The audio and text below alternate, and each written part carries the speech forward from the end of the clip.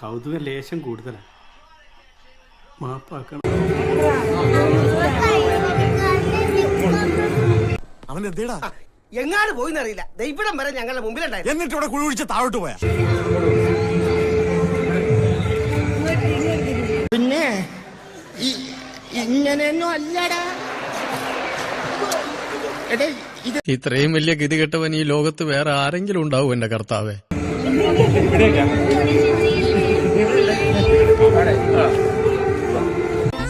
ഇവനിത് ഓവറാക്കും ഉറപ്പ്.